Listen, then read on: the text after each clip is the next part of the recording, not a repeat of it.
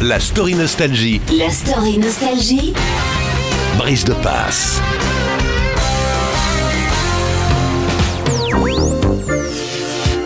Culture Club est un groupe indissociable des années 80. 50 millions de singles, 100 millions d'albums vendus. Et pourtant, groupe improbable.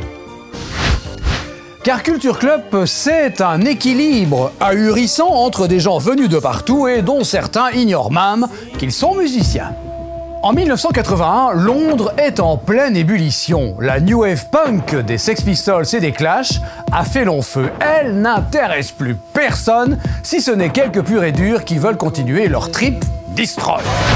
En effet, l'Angleterre, qui est passée à 2 doigts de la faillite, se redresse. Le No Future des punks est donc remisé au placard, même s'il reste de bon ton dans le showbiz de taper sur le dos de la mère Thatcher au nom de tous les gens qu'elle va laisser sur le carreau. Parmi ceux-ci, Malcolm McLaren, l'homme qui a commis la plus grande escroquerie du rock'n'roll en montant de toutes pièces, c'est le cas de le dire, les Sex Pistols pour vendre des fringues.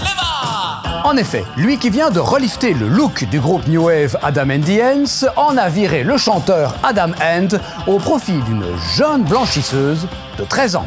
Rebaptisé Bow Wow Wow, le groupe est la nouvelle sensation scandaleuse britannique. La presse ne parle plus que d'eux. Et en plus d'une nouvelle chanteuse, McLaren a engagé un DJ pour ses platines, mais aussi son look. Du jamais vu. Et donc, ce George O'Dowd, qui se fait surnommer Lieutenant Lush, vient à taper dans l'œil d'un certain Mike Craig. En effet, sur la photo de Bow Wow Wow, publiée dans un magazine musical, ce n'est pas la belle Lolita Annabella Lwin qu'il voit, mais lui. Voilà le partenaire idéal pour monter un nouveau groupe. Par l'entremise d'un copain, les deux hommes se rencontrent et le courant passe. Le troisième larron qu'il recrute se nomme John Moss. Pur produit de la vague punk, il a joué avec Adam and the Ants, les Damned et même les Clash. Les premières répétitions sont affreuses. Ces gars ne savent pas quoi, si ce n'est qu'il veut être un groupe. Qu'est-ce que ça va bien pouvoir donner? Le quatrième membre, Roy, le guitariste, déclara même que ce qui l'a le plus impressionné, c'est la voix de celui qui ne s'appelle plus Lieutenant Lush, mais Boy George. Je n'aurais jamais cru qu'il était capable de chanter. Lui non plus d'ailleurs. Et d'ailleurs, comment vont-ils s'appeler?